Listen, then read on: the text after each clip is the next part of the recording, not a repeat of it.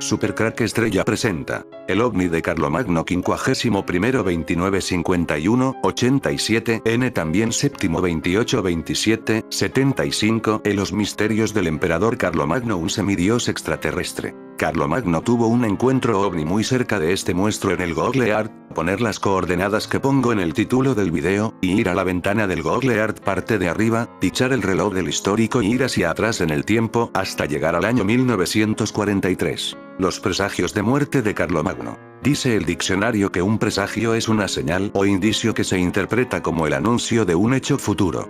Pues bien, el que fuera rey de los francos y emperador de Occidente, Carlomagno, falleció en su palacio Aquisgrán, al oeste de Alemania, tras haber desdeñado varios augurios que presagiaban su muerte. Carlomagno, 742-814, en latín, Carolus Magnus, Carlos el Grande, rey de los francos, 768-814, y emperador de los romanos, 800-814, condujo a sus ejércitos francos a la victoria sobre otros numerosos pueblos, y estableció su dominio en la mayor parte de Europa central y occidental. Fue el rey más influyente en Europa durante la Edad Media. Avistamientos de ovnis sobre Dortmund. El Servicio de Inteligencia estadounidense planea publicar pronto un informe sobre objetos voladores no identificados.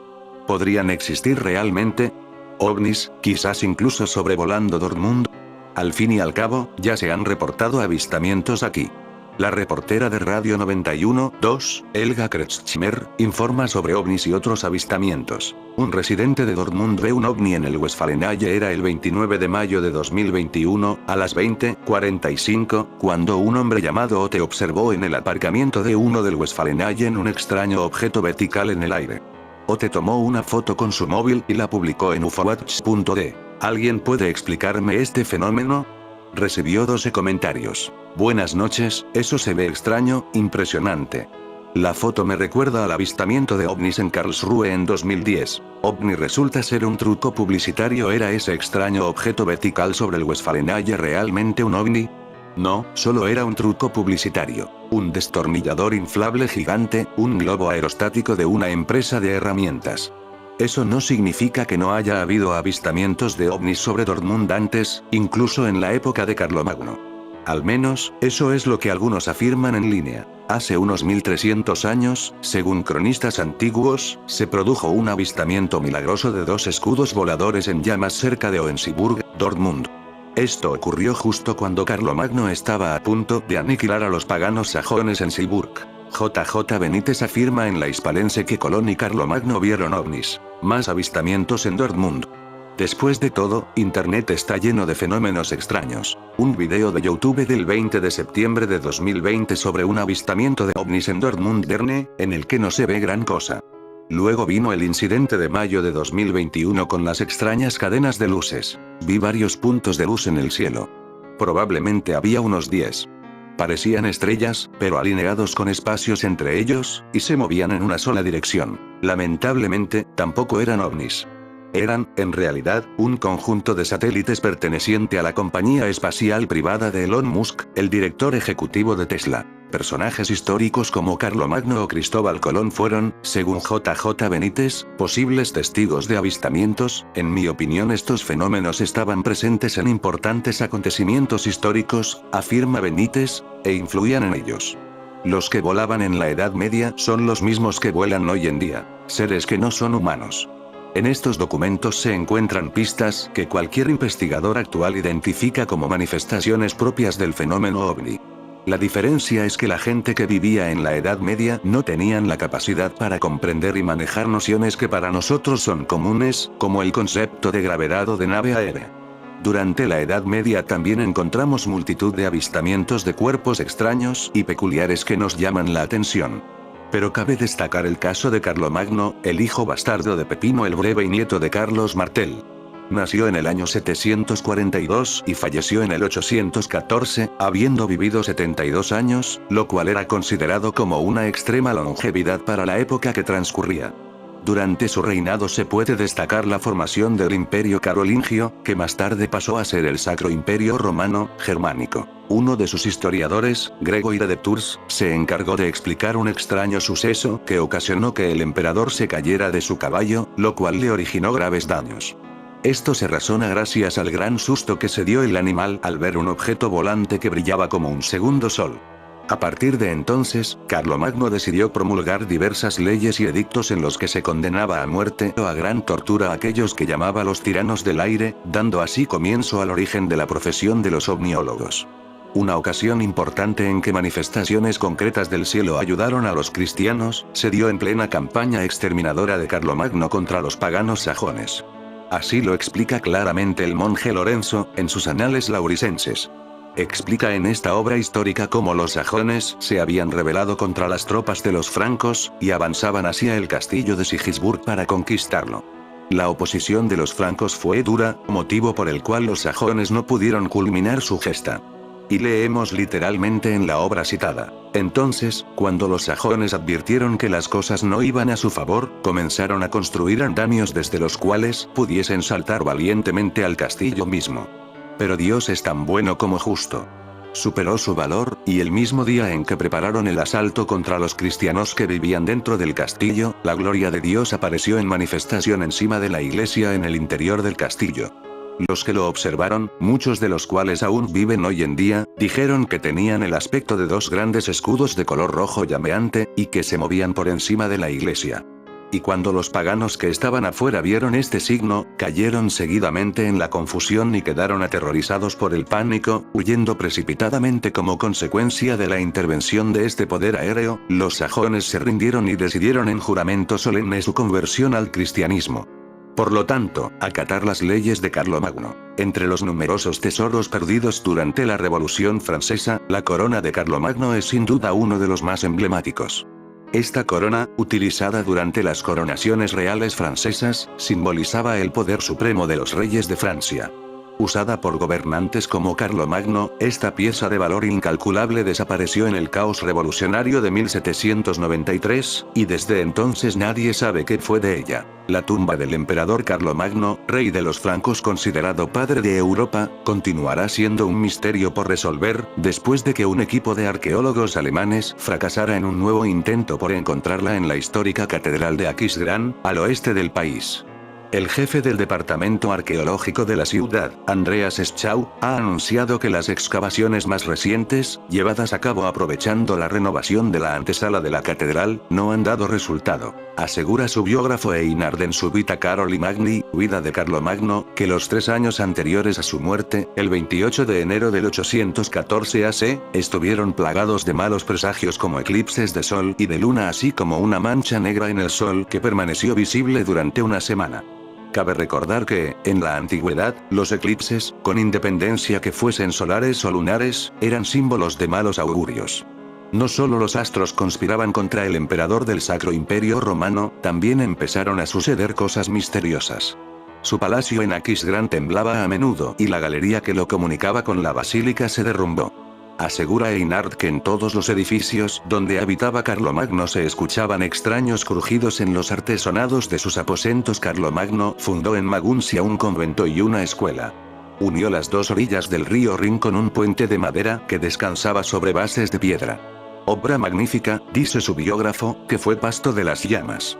Un incendio devastó en 3 horas lo que se había erigido en una década y no dejó rastro de esta admirable obra.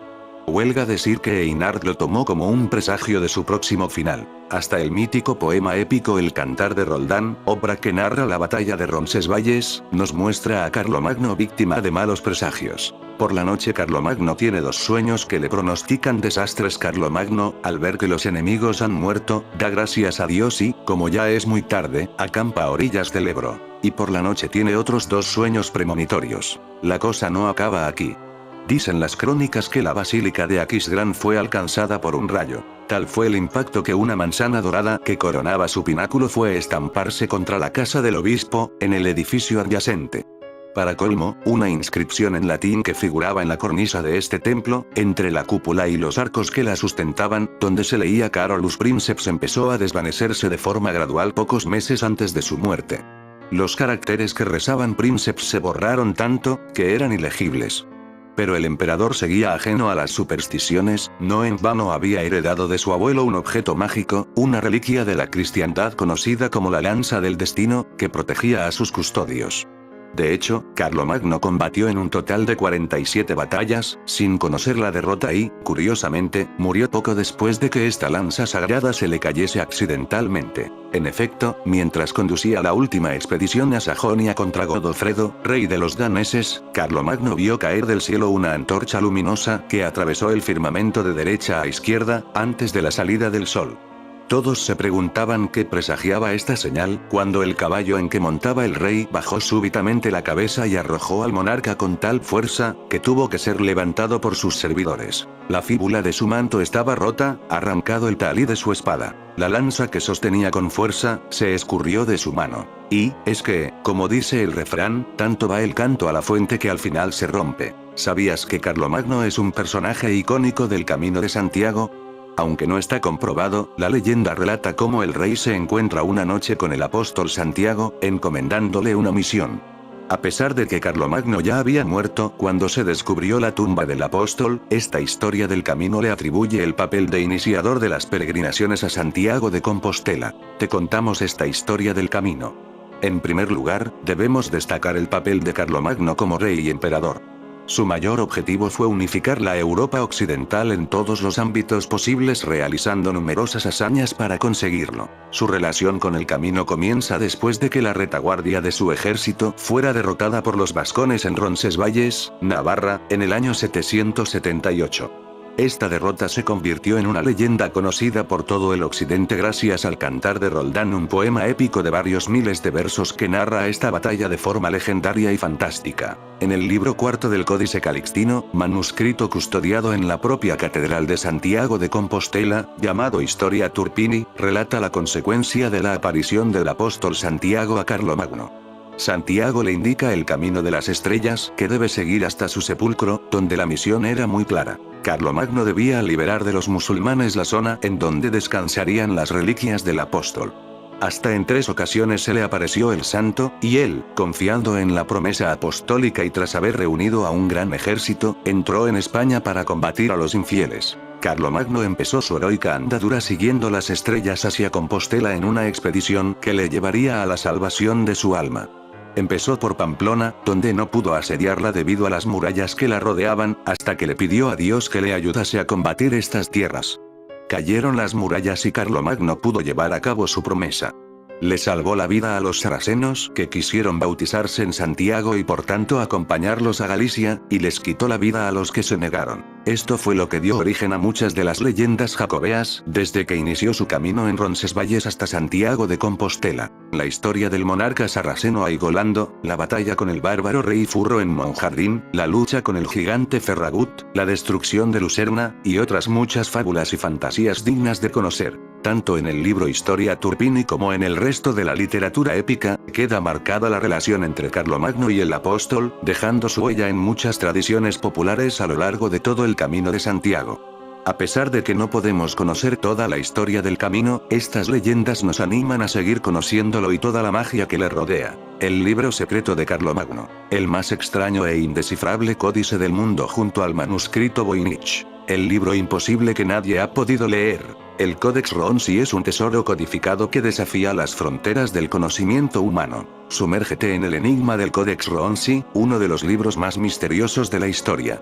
Patrimonio Ediciones se enorgullece de presentar esta obra única y enigmática. Es una joya del patrimonio cultural que ha desconcertado a investigadores, criptógrafos y entusiastas durante siglos. Con sus páginas repletas de ilustraciones fascinantes, símbolos desconcertantes y un texto en un idioma no identificado, este libro ha capturado la imaginación de generaciones enteras. Ahora, tienes la oportunidad de poseer una reproducción de calidad exquisita de esta maravilla histórica, cuidadosamente elaborada por Patrimonio Ediciones. Desde su descubrimiento en el siglo XV hasta la actualidad, el Codex Ronzi ha sido objeto de especulación, teorías y debates interminables. ¿Es una obra de ficción elaborada? ¿O acaso contiene secretos ocultos esperando ser descifrados? Con cada página que exploras, te adentrarás en un universo de misterio. Patrimonio Ediciones se enorgullece de ofrecerte la oportunidad de explorar este enigma por ti mismo. Nuestra reproducción del Codex Ronsi te brinda una ventana a un mundo perdido, una invitación a descifrar sus secretos y una conexión con el pasado que trasciende el tiempo. Narra la infancia y descendencia de Cristo, símbolos e Illuminati entre sus páginas, exclusividad mundial, para realizar la réplica facsímil, entre la Academia de las Ciencias de Hungría y Patrimonio Ediciones. Contenido: un manuscrito recopilado por el Papa León III y enviado por este a Carlomagno en el año 800 de la era cristiana. Escrito en un idioma imposible de decodificar. Las oraciones, invocaciones y conjuros que contiene, están considerados como los más poderosos jamás escritos. Ubicación: Academia de Ciencias de Hungría con la signatura. Datación: c. 1430. Siglo XV. Extensión: 448 páginas de papel veneciano. Según el estudio del papel, data del año 1430. Formato: 12-10 centímetros. Ilustraciones: 87 que incluyen símbolos e Illuminati, escenas religiosas, laicas y militares. Indican un entorno donde coexisten los cristianos, paganos y musulmanes. Los símbolos de la cruz, la media luna, y el sol / esvástica son omnipresentes. Idioma: sistema de escritura desconocido que no se asocia a ninguna lengua. El texto cumple la llamada ley de Zipf, que señala que en las lenguas conocidas la longitud de las palabras es inversamente proporcional al número de veces que aparecen.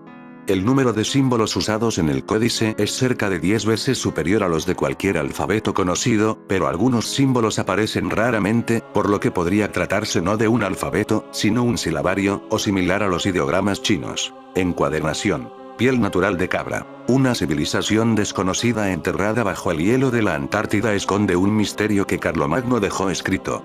Un secreto revelador y de una gran importancia para la humanidad está a punto de ser descubierto.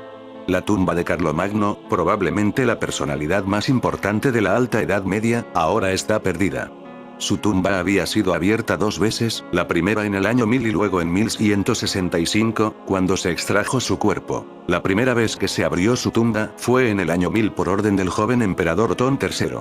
Para entonces ya se había perdido la ubicación exacta dentro del palacio de Carlomagno en Aquisgrán, lo que sugiere que no había ninguna lápida u otro monumento que lo señalara. Los trabajadores levantaron los suelos de la capilla imperial de Aquisgrán hasta encontrar el último lugar de descanso del gran emperador. Permítanme ahora citarles el informe del testigo ocular del conde Lomo que estuvo allí con el emperador. Él, es decir, Carlomagno, no mintió, como lo hacen los muertos, sino que se sentó como si estuviera vivo. Estaba coronado con una corona de oro y en su mano enguantada sostenía un cetro. Las uñas habían sobresalido de los guantes y sobresalían. Sobre él había un dosel de piedra caliza y mármol. Al entrar, superamos esto. A nuestra entrada nos invadió un fuerte olor. Inmediatamente rendimos al emperador Carlos nuestro homenaje de rodillas, y el emperador Otón lo vistió en el acto con ropas blancas, le cortó las uñas y puso en orden los daños causados. El emperador Carlos no había perdido ninguno de sus miembros por descomposición, excepto la punta de la nariz. El emperador Otón lo reemplazó con oro, tomó un diente de la boca de Carlos, tapió la entrada a la cámara y se retiró de nuevo. La siguiente vez que se abrió la tumba fue en 1165, esta vez por el emperador Federico I Barbarroja. Hizo retirar el cuerpo y colocarlo en un sarcófago de mármol. Los huesos permanecieron allí hasta 1215, cuando el emperador Federico II los hizo colocar en un sorprendente cofre de oro, donde todavía se encuentran hoy. A lo largo de los años se han realizado esfuerzos para encontrar la ubicación de su tumba real, la descrita anteriormente. Pero a pesar de aplicar tecnologías modernas, las excavaciones realizadas en 1988 no dieron los resultados deseados y la búsqueda continúa. Otro hecho que apoya la tesis del informe sobre el origen nazi de muchos ovnis es la misteriosa expedición a la Antártida realizada por los alemanes en 1938 bajo el mando del capitán Richter. Su objetivo, tanto científico como militar, consistía sobre todo en conquistar un espacio de este inhóspito territorio. Y así fue como el nombre del buque en el que se trasladaron los alemanes, Neuschwabenland, Nueva Suabia, fue puesto a una amplia zona de costa antártica que ningún gobierno germano de posguerra ha dejado de reivindicar. OVNIs de Hitler. Años más tarde, en uno de los momentos más encarnizados de la Segunda Guerra Mundial, Dönitz, el gran almirante de la Kriegsmarine, Marina de Guerra, del Tercero Reich, transmitió una misteriosa orden a las fuerzas de reserva del último batallón de submarinos, plenos de importantes misiones, de una tarea especial adicional. Respecto a los pormenores y detalles de sus instrucciones, nunca se ha podido saber nada con certeza y, hasta hoy mismo, permanecen en el más absoluto misterio. Hay que tener en cuenta que, en aquellos días, la flota submarina alemana era la más perfeccionada de todo el mundo. Hay plena certeza de que se construyeron submarinos antisonar, de propulsión eléctrica, desmontables y veloces. También se sabe que existían proyectos para construir otros superiores incluso a los indicados, y está demostrado que el transporte masivo de hombres, víveres, municiones y miles de mercancías por vía submarina era totalmente posible y seguro para los alemanes. En realidad, el Tercero Reich jamás interrumpió su contacto permanente con Japón ni con otros puntos del planeta. Pero, ¿cuáles eran los verdaderos objetivos estratégicos y militares de aquella potencia submarina?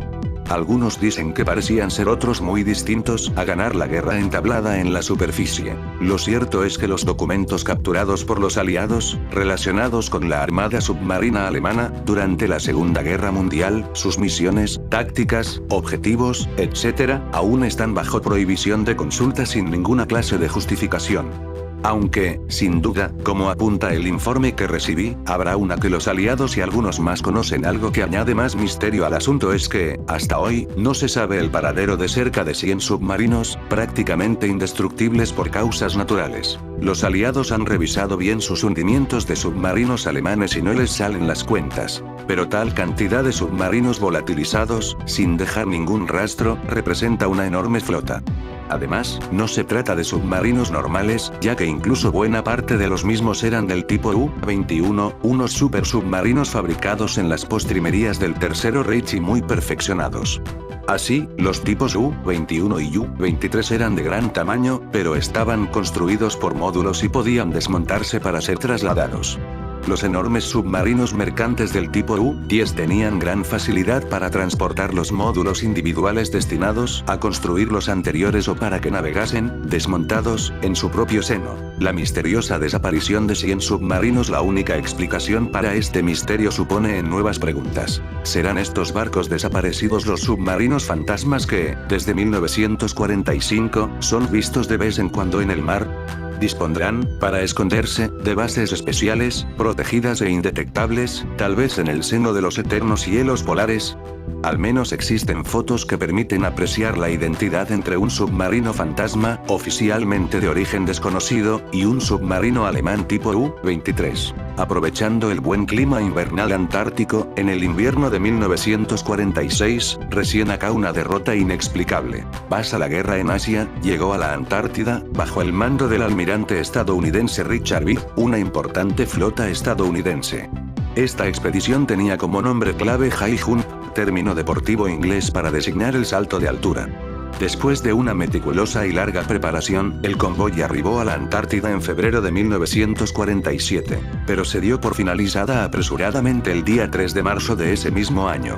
Y en este ínterin, según documentos militares, se perdieron de forma misteriosa varios aviones de combate y hubo bajas de marines. No se informó abiertamente, pero parece que actuaron fuerzas misteriosas que repelieron la presencia militar americana e hicieron imposible su asentamiento. Tras cancelar la operación, repentinamente, el almirante Beer comunicó a la prensa algo sumamente extraño y fuera de contexto. Resulta una verdad muy amarga de admitir. Pero en caso de un nuevo conflicto bélico, podremos ser agredidos por aviones que tienen la capacidad de volar vertiginosamente desde un polo a otro. Se precisa tomar urgentemente adecuadas medidas de defensa para interceptar a los aviones enemigos que provengan de regiones polares. Especialmente interesa, y se precisa, circundar la Antártida de una zona de defensa y seguridad. Podemos concluir, pues, que la invasión del territorio antártico alemán, la Nueva Suabia, deseado por Estados Unidos como un conveniente botín de guerra, aparentemente fácil de ocupar, resultó un rotundo fracaso. Y es ridículo creer que este se debiera a un ataque de pingüinos asesinos. Los primeros vuelos espaciales fueron de los nazis en 1958, se realizó una nueva expedición estadounidense a la Antártida. Pero en esta ocasión portaban armas terriblemente eficaces, incluso nucleares. Llegaron allí en el frío y oscuro verano polar. En 3 ocasiones -27 y 30 de agosto y 9 de septiembre, se lanzaron misiles atómicos contra el territorio de Neuschwabenland o Nueva Suabia, pero en ninguna de las 3 ocasiones llegaron a tierra, sino que explosionaron, sorpresivamente, en pleno vuelo al aproximarse a la vertical de la costa. ¿Qué razón hubo para realizar aquellas empresas bélicas sobre la zona antártica? Y para rodear todo este tema de misticismo, desinformación, descrédito y noticias falsas, un último hecho podría aclarar más este enigma. Se conservan fragmentos de un informe alemán definitivo. Versa sobre una misión suicida que se llevó a cabo con un único AUNEDU-3 que se llegó a construir, un vuelo a Marte. El AUNEDU-3 tenía 71 metros de diámetro. Matemáticamente se calculó su capacidad de autonomía con propulsión electrogravitacional y resultó ser de 75.274.000 kilómetros, es decir, que cubría la distancia Tierra-Marte. Pero después el impulsor electrogravitacional quedaba inoperante porque lentamente se ligaba a los metales que entonces se pudieron utilizar en su construcción. Un viaje en tales condiciones significaba, en consecuencia, un viaje a lo desconocido, y lo más probable, sin posibilidad alguna de regresar para la tripulación, compuesta por alemanes y japoneses. Pero así se decidió, según el informe mencionado, en el departamento E-4 de la SS, en la primavera de 1945, aunque fuese un postrer acto de sacrificio. Tras zarpar, según el informe, el cohete navegó durante 8 meses y medio alcanzando la superficie de Marte, como estaba previsto, a mediados de enero de 1946. Al parecer, no hubo problemas en el viaje, pero se piensa que con el propulsor electrogravitacional prácticamente agotado, la extremadamente tenue atmósfera marciana y la atracción gravitatoria, el aterrizaje de la nave no debió ser suave. Aún así no hay seguridad de que fuese un aterrizaje forzoso, porque, siempre según el informe, llegó con la energía mínima suficiente para contrarrestar la relativamente leve fuerza de gravedad marciana. Lo cierto, en cualquier caso, es que por ahora solo podemos especular sobre aquella empresa espacial pionera y el destino de aquellos anónimos primeros cosmonautas. Y es que, por increíblemente fantástica que pueda parecer esta historia, es un acontecimiento contrastado, aunque, eso sí, celosamente ocultado al público. Cabría la posibilidad de que la tripulación de la UNEDU-3 encontrase algo más de lo que las actuales sondas no tripuladas han descubierto para nosotros, como verdaderos restos de cultura o incluso refugios subterráneos habitables. Imposible saberlo. Aunque lo más probable, todo hay que decirlo, es que la UNEDU-3 esté hoy sepultado bajo metros de arena marciana. Se sabe, desde luego, que a principios de mayo de 1945 todos los centros alemanes de investigación aeronáutica recibieron la orden de Adolf Hitler de destruir toda evidencia sobre proyectos y armas secretas en desarrollo. Ya en aquella época los alemanes eran poseedores del cohete A-9, capaz de mantener a un astronauta en órbita permanentemente en torno a la Tierra. Según otra información divulgada, al final de la Segunda Guerra Mundial, estaba también muy avanzada, en los laboratorios subterráneos secretos de Breslau, la construcción de 4 prototipos de discos volantes, que formaban parte del programa Vergeltungswaffen, armas de represalia. Se dice que, en los últimos momentos, cuando los rusos presionaban por el frente del este y los estadounidenses avanzaban por el oeste, mientras Hitler y sus íntimos colaboradores se guarecían en el búnker berlinés, se embarcaron todos los planos y prototipos secretos de Breslau en un submarino que zarpó de Kiel con rumbo desconocido. ¿Arribó el sumergible a algún lugar secreto de América del Sur? ¿Llegó a la Antártida? ¿Continuaron los trabajos iniciados en Breslau en algún lugar ignorado? Si así fuera, tendríamos una explicación para esos ovnis tripulados por hombres altos y rubios vistos, particularmente, poco después de terminar la Segunda Guerra Mundial. Claro que ello no explicaría el avistamiento de todos los casos de ovnis. Porque ya los textos evangélicos hablan de misteriosas ruedas de fuego girando en el espacio y, a lo largo de toda la historia humana, edades antigua, media, moderna y contemporánea, encontramos innumerables relatos sobre ovnis, como puede comprobarse leyendo cualquier tratado al respecto. Los UFONS, los ovnis nacionalsocialistas, podrían ser la explicación de fenómenos recientes y no de todos. Pero, ¿y anteriormente? Podríamos pensar que las técnicas nazis coincidieron, en mayor o menos medida, con visitas de otras civilizaciones superiores extraterrestres, intraterrestres, o que los nazis las hubieran obtenido de esas civilizaciones. Se sabe que Hitler creía en la teoría de que la Tierra es hueca y que hizo esfuerzos por entrar en contacto con ese mundo intraterreno a través de comunicaciones subterráneas. Y el cada vez mayor convencimiento de que existen aberturas polares que a él conducen, hace también pensar en la posibilidad de que la expedición Richter llegara a descubrirlo. En fin amigos de Supercrack Estrella, si te gusta mi contenido pon muchos comentarios y preguntas de este tema o de otros.